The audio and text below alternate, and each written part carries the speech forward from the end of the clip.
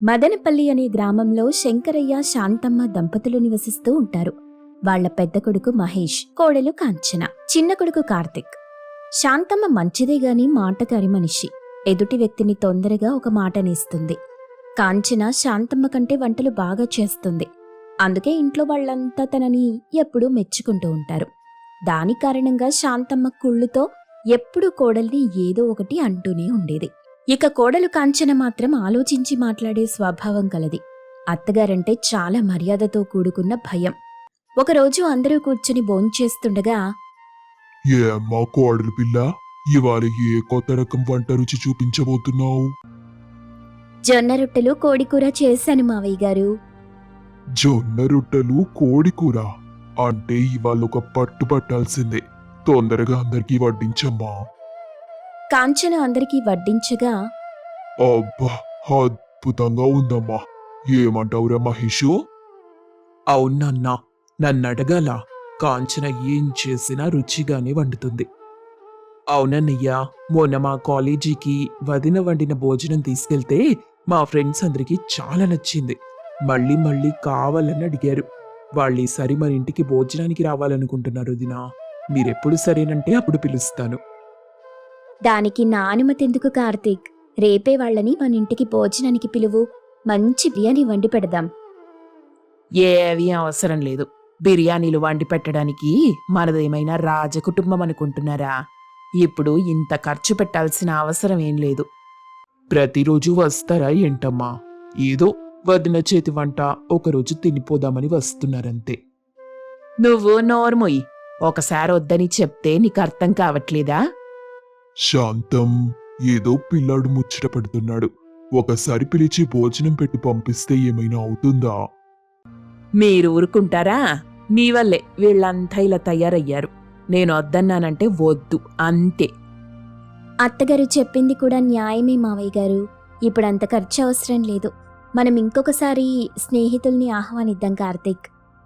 కోడలు పిల్ల చెప్పింది కూడా నిజమే కార్తిక్. మీ అమ్మ మాట ఇప్పుడు వినకపోతే ఆమె అలిగి వారం రోజులు భోజనం చేయటమే మానేస్తుంది. ఇదంతా ఇప్పుడు మనకు అవసరమా? ఇంక చాలే, ఆపండి. అందరికీ నేనంటే వేళకోళమైపోయింది. ఎంతసేపటికి మీ ఆనందాలే గాని నా గురించి ఒక్కరు కూడా ఆలోచించరా? ఈరోజు మీరు సంతోషంగా తింటున్నారు గాని ఆమె చేస్తున్న కట్టెల పొయ్యి వంట వల్ల నా ఆరోగ్యం ఎంత పాడవుతుందో తెలుసా మీకు? పాడవటం ఏంటి శాంతం? మన ఆరోగ్యం బాగుండాలనే కదా మన కోడలు పిల్ల ఇంత కష్టపడి కట్టెల పొయ్యి మీద రుచికరమైన భోజనం తయారు చేస్తుంది. అంటే నేను అబద్ధం చెప్తున్నానా? ఎందుకు కోడలు ముందు నా పరువు తీస్తున్నారు? మీరే నన్ను అర్థం చేసుకోకుండా అవమానిస్తే ఇక నా పరువేముంటుంది? అది కాదు శాంతం. అది లేదు, ఇది లేదు.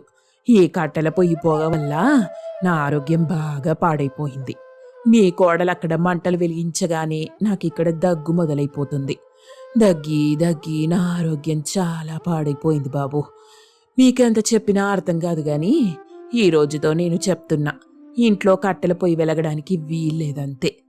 లేదు, నాకన్నా మీ కోడలి చేతి భోజనమే ముఖ్యమనుకుంటే నా మానాన నన్ను వదిలేయండి. ఏదో ఒక మూలన కూర్చొని ఈ మిగిలిన జీవితాన్ని సాగిస్తాను. అయ్యో అత్తయ్య గారు, ఇప్పటి వరకు ఈ విషయాన్ని మీరు నాకు చెప్పనే లేదు. ఇక చాలు మహాతల్లి. ఈ ఇంట్లో ప్రతి ఒక్కరూ నీకే సపోర్ట్ చేస్తున్నారు. అలాంటిది నాకున్న బాధ చెప్పుకున్నానంటే ఎవరైనా వినేలా ఉన్నారా? పర్వాలేదత్తయ్యా, నా వల్ల మీరింత ఇబ్బంది పడుతున్నారని నాకు తెలీదు. కానీ దీనికి పరిష్కారం ఏంటో మీరే చెప్పండి. చెప్పడానికి ఇంకా ఏం లేదు. ఈ ఇంట్లో నువ్వు వెలిగించే ఆ కట్టెల పొయ్యి ఇక వెలగడానికి వీల్లేదంతే. ఇక నుండి ఏ ఆహారమైనా బయట నుండి తెప్పించుకొని తినవలసిందే. శాంతమ్మ కఠినమైన మాటలు విన్న తరువాత ఇంట్లో ఎవరూ మాట్లాడకుండా అక్కడి నుండి వెళ్ళిపోతారు. కాంచన, మహేష్ మాట్లాడుకుంటున్నారు. అమ్మ మాటలకు బాధపడకు కాంచన. అయ్యో, అదేంటండి? అత్తయ్య గారు తన బాధ గురించి చెప్పారు. అలాంటప్పుడు మనం కూడా ఆలోచించకపోతే ఎలా? మరుసటి రోజు అందరూ భోజనం బయట తిన్న తరువాత, అయ్యో భగవంతుడా, నా ఆరోగ్యం పూర్తిగా పాడైపోయింది. ఇన్ని రోజులు బాగున్న ఈ ఆరోగ్యం ఇప్పుడే హఠాత్తుగా ఎందుకిలా అయ్యిందో? బయట భోజనం కదా అత్తయ్య గారు, కొంచెం ఫుడ్ పాయిజన్ అయ్యుంటుంది. ఇదంతా నీ వల్లే జరిగింది కాంచన. నువ్వు పెట్టే కట్టెల పొయ్యి వల్ల ఈ రోజు అందరం బయట భోజనం తినవలసి వచ్చింది. అందుకే పూర్తిగా నా ఆరోగ్యం చెడిపోయింది. అయితే రేపటి నుండి కాంచనని వంట చేయమంటావా అమ్మా? వద్దు బాబు వద్దు. ఈ ఫుడ్ పాయిజన్ అవ్వడం కన్నా నీ పెళ్ళాం పెట్టే ఆ కట్టెల పొయ్యి వల్లే నా ఆరోగ్యం ఇంకా ఎక్కువ పాడైపోతుంది. ఈ జీవితానికి ఇంతే అనుకుంటాను. ఆ బయట ఆహారమే తింటాను. నా వల్ల మీరు ఇబ్బంది పడకూడదు అత్తయ్య గారు. ఈ ఇంట్లో ఎటువంటి కట్టెల పొయ్యి ఇంకా వెలిగించను. మీరు ప్రశాంతంగా రెస్ట్ తీసుకోండి. అందరూ అక్కడి నుండి వెళ్ళిపోయారు. నీ చేతి వంట అలవాటు పడిన తరువాత బయట భోజనం తినలేకపోతున్నాం కాంచన. కానీ అమ్మ ఆరోగ్య పరిస్థితి అలా ఉంది. ఏం చేయగలం చెప్పు? మీరు దాని గురించి ఎక్కువ ఆలోచించకండి. నేను చూసుకుంటాను. వెళ్ళి హాయిగా నిద్రపోండి. మరుసటి రోజు అరే కాంచన, ఏం చేస్తున్నావు నువ్వు? ఇదంతా ఏంటి? మరేం లేదండి. ఇంట్లో కట్టెల పొయ్యి పెట్టడం వల్ల అత్తగారి ఆరోగ్యం పాడవుతుంది కదా, అందుకే ఇదంతా. వాళ్ళిద్దరి మాటలు విన్న శంకరయ్య, కార్తీక్ బయటకొచ్చారు. అక్కడ జరుగుతుంది చూసి ఆశ్చర్యపోయారు. ఏం జరుగుతుంది ఇక్కడ? అరే, ఇదంతా కొత్తగా ఉందే. మీరా చెట్టుపై ఏం చేస్తున్నారు వదినా? మరేం లేదు కార్తీక్, అత్తయ్య గారికి ఈ కట్టెల పొయ్యి పొగ పడటం లేదు కదా, అందుకే ఇలా ఆలోచించాను. అదంతా సరేనమ్మా. ఆ చెట్టు పైన నువ్వేం చేస్తున్నావు?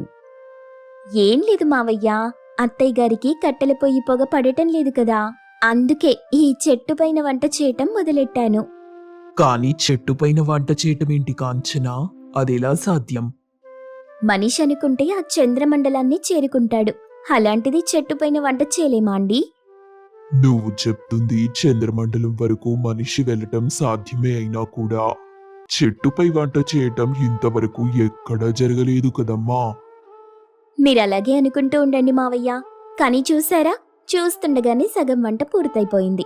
ఇంకొంచెం సేపు ఆగితే మొత్తం వంట పూర్తయిపోతుంది. అప్పుడు మనం బయట ఆహారం తిని ఆరోగ్యం పాడు చేసుకోవాల్సిన అవసరం ఉండదు.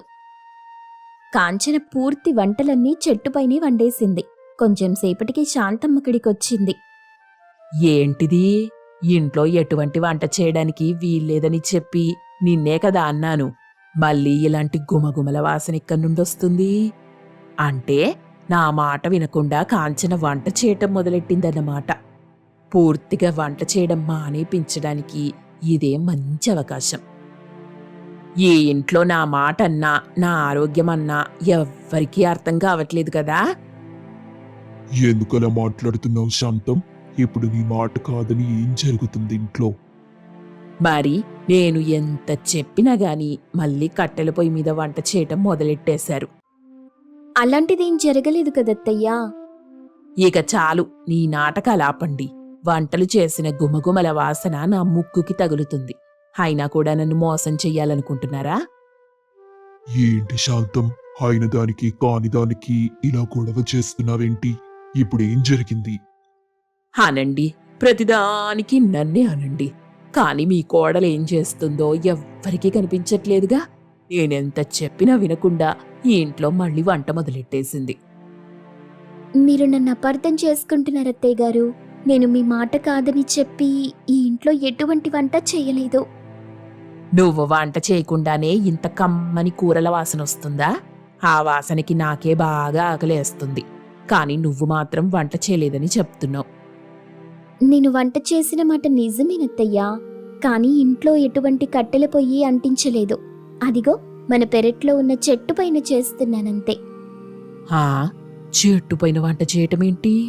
అందరూ కలిసి నా చెవిలో పువ్వులు పెడదామనుకుంటున్నారా? కాంచన చెప్పింది నిజమేనమ్మా. నీకెటువంటి ఇబ్బంది కలగకూడదని చెప్పి తను ఉదయమే లేచి మన పెరటి చెట్టు మీద వంట చేసింది. కావాలంటే అటు చూడు, మన చుట్టుపక్కల వాళ్ళు కూడా కాంచన చెట్టుపైన చేస్తున్న వంటకాన్ని చూడ్డానికి వచ్చారు. అటు చూసిన శాంతమ్మకి అందరూ అక్కడ ఏం జరిగిందో వివరించారు. కాంచనని మెచ్చుకోగా కాంచన చెట్టుపైన వంట చేసిన విషయం గమనించిన కాంతమ్మ, అయ్యయ్యో, తప్పైపోయింది. క్షమించు కాంచన. నా తప్పు నేను తెలుసుకున్నాను. అందరూ నీ వంటలు పొగుడుతుంటే అసూయతో, నీ మీద ద్వేషంతో నా ఆరోగ్యం పాడైపోయిందని అబద్ధం చెప్పి నీతో వంట చేయించకుండా ఉండడానికి ప్రయత్నించాను.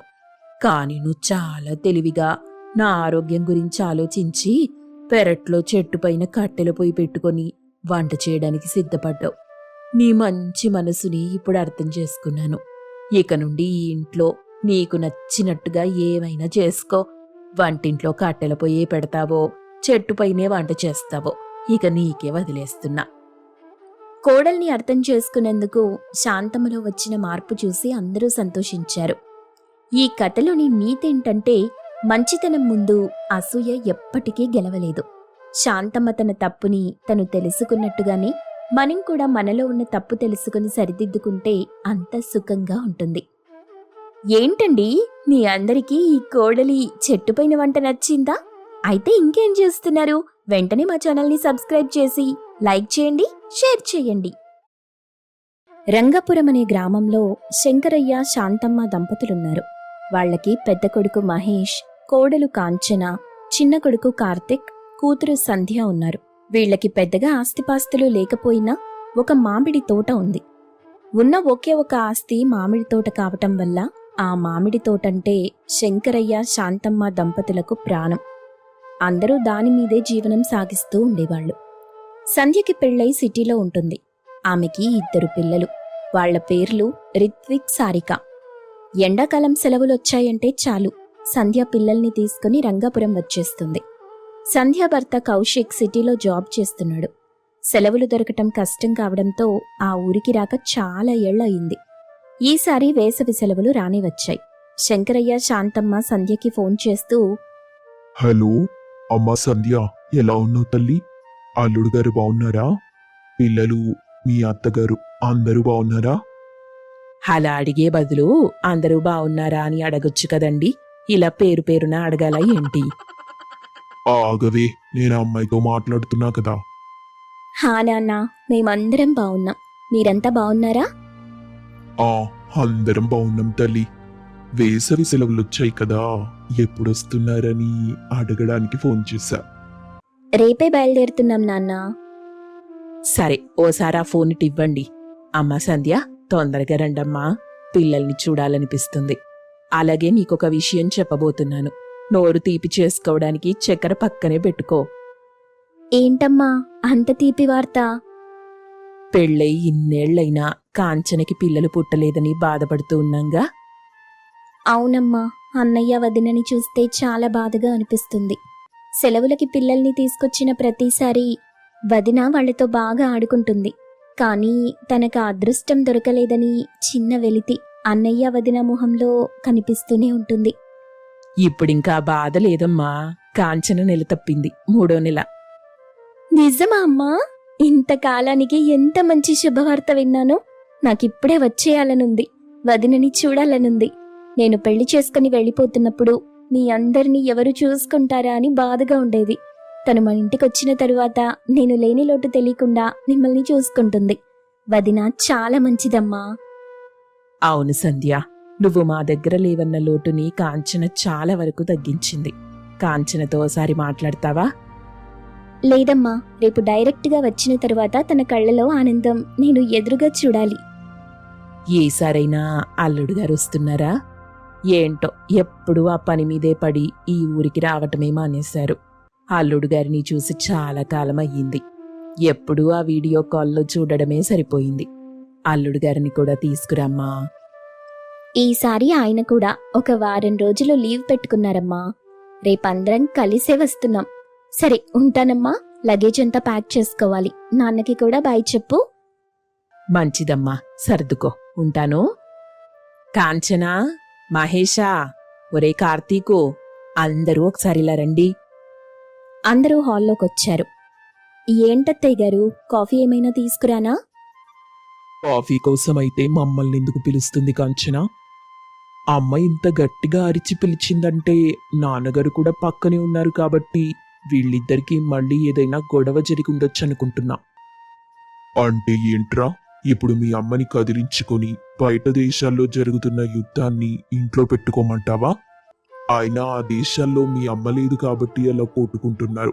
ఒక్కసారి మీ అమ్మనక్కడికి పంపిస్తే ఆ దేశ అధినేతల నోరు కూడా దెబ్బకు మూయించేస్తుంది. అంటే ఏంటి, నన్ను సూర్యకాంతం అంటున్నారా? అమ్మమ్మా, అంత మాట అంటానా? ఆ ఆ సూర్యకాంతమే నిన్ను చూసి నేర్చుకుంటుందా అంటున్నాను. కార్తీక్ అన్నట్టు గొడవ జరిగిన తరువాత పిలిచారనుకున్నాం. గొడవ పెట్టుకునేది చూడ్డానికి పిలిచారా అత్తయ్యా? కోడలు పిల్ల, నువ్వు కూడానా? అది సరే గాని ఈ పూటకి మందులు వేసుకున్నావా? సారీ అత్తయ్యా, వేసుకున్నాను. ఇంతకీ ఎందుకమ్మా పిలిచావు?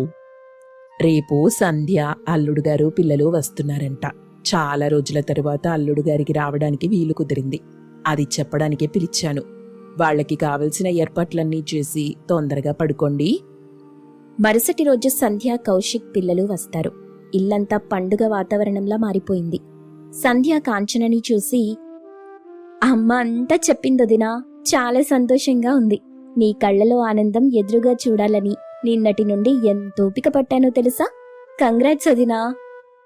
నా తరపున కూడా చెల్లెమ్మ, బావగారికి కంగ్రాచులేషన్స్. మీకిద్దరికి కవల పిల్లలు ఒకేసారి పుట్టి ఈ ఇల్లంతా గోలతో నిండిపోవాలని మనస్ఫూర్తిగా కోరుకుంటున్నా. Thank you Sandhya. Thank you అన్నయ్య. సరే, భోజనం ఏర్పాటు చేశాను, తిందాం పదండి. అందరూ కలిసి కూర్చొని భోంచేస్తూ, ఏంటి బావగారు, ఇంకా సిటీ విశేషాలు? ఆ సిటీలో విశేషాలు మాట్లాడుకోవడానికి కూడా ఏమైనా ఉంటాయా బావగారు? అంతా ఉరుగుల పరుగుల జీవితం, ఏముండదు. ఇక్కడ మిమ్మల్ని చూస్తుంటే అనిపిస్తుంది ఇంత ప్రశాంతమైన జీవితం ఎక్కడా దొరకదని. మేం కూడా ఇక్కడికి వచ్చి సెటిల్ అయితే బాగుంటుందనిపిస్తుంది. మరింకెందుకు ఆలస్యం బావా, ఇప్పుడే వచ్చేసరిగా, ఇక తిరిగి వెళ్లకుండా ఉంటే సరిపోతుంది. అబ్బా, చమత్కారుడివే. మీరదే జరిగేలా చేసేట్టున్నారే. మావయ్య గారు, ఇంతకీ ఈసారి మామిడి పంట ఎలా ఉందండి? ప్రతిసారి కంటే ఈసారి కాపు చాలా బాగా వచ్చింది అల్లుడు గారు. ఇదిగో ఇప్పుడు మీరు తింటున్న మామిడికాయ పప్పు, మామిడికాయ పచ్చడి, ఆ పండ్లు మన తోటలోవే. తాతయ్య, మమ్మల్ని రేపు తోటకి తీసుకెళ్తారా? తీసుకువెళ్ళటం కాదు పిల్లలు, రేపటి నుండి మనం అక్కడే వండుకొని తిని ఆ చెట్ల కింద పడుకొని పక్కనున్న కాలువలో ఆడుకుంటూ ఉండటమే. ఇక మీరు వెళ్ళిపోయేదాకా రోజూ అదే పని. ఈ రోజు ప్రయాణం చేసి బాగా అలసిపోయి ఉంటారు. ఇక అందరూ తిని వెళ్ళి రెస్ట్ తీసుకోండి. పొద్దున్నే మామిడి తోట దగ్గరికి వెళ్ళాలి. మరుసటి రోజు అందరూ మామిడి తోట దగ్గరికి వెళ్లారు. అక్కడే వంటలు చేస్తూ, స్నానాలు చేస్తూ, ఆ చెట్ల నీడకి పడుకొని ఎంజాయ్ చేస్తూ ఉన్నారు. మావయ్య, నాకు ఆ పైనున్న మామిడికాయ కావాలి. నాకు కూడా మావయ్య. మావయ్యని కాదురా అడగాల్సింది, ఇక్కడున్న మీ నాన్నగారిని అడగండి. ఆ చెట్టు పైకెక్కి మామిడికాయ కోసుకురమ్మనండి. ఆగవే, ఇప్పుడు వాళ్ళకి లేనిపోని ఆలోచనలు పెడతావు.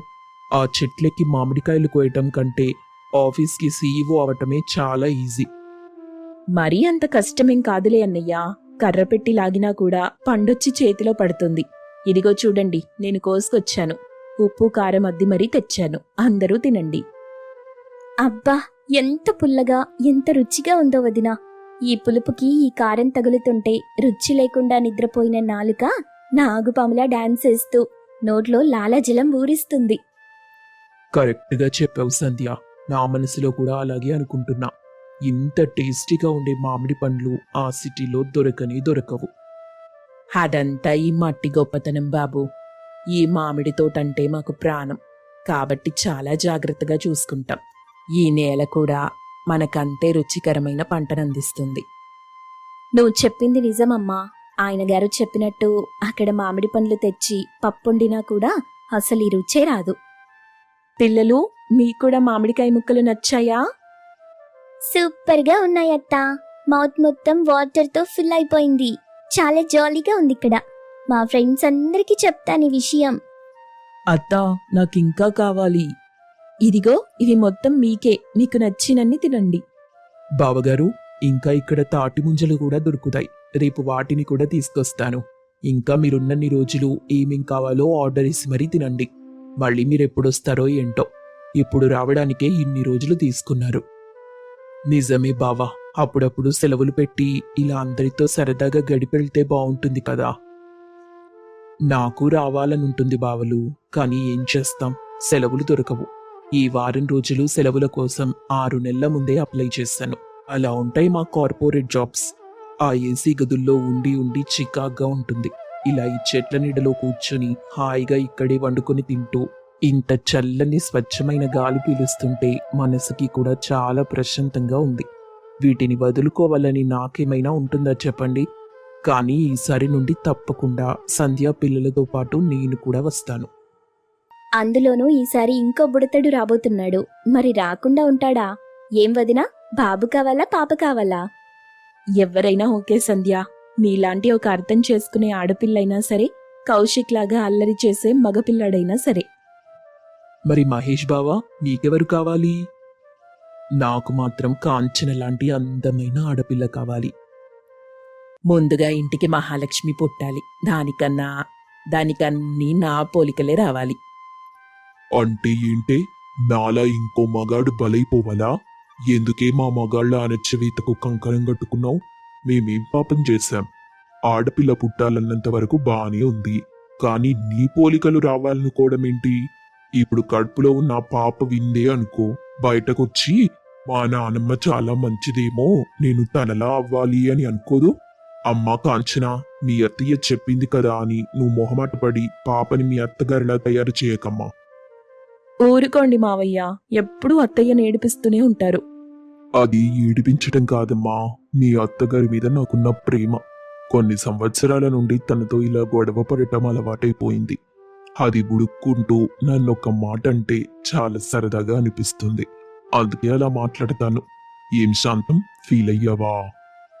నేనెందుకు ఫీల్ అవుతాను? తిరిగి నేను కూడా అంటున్నానుగా. మీరు నన్నేదైనా అంటేనే కదా నేను మిమ్మల్ని తిరిగి అనగలను. లేదంటే నాకు బోర్ కొట్టేయదు. అదిగో విన్నారా? మీరంతా విన్నారుగా ఇది. నన్ను అనడం కోసమే మీ అమ్మ ఎదురు చూస్తూ ఉంటుందంట. ఇక జీవితం మొత్తం నాకు రక్షణ లేనట్టే. చాలే, ఇంకా ఆపండి మీ చాడీలు. ఆ మాటలకందరూ నవ్వుతూ చెట్ల నీడలో సరదాగా గడిపేశారు. ఈ కథలోని నీతేంటంటే, కాలం ఏదైనా సరే అనువైన చోటులో ఉన్నప్పుడు ఆనందం అదే దొరుకుతుంది.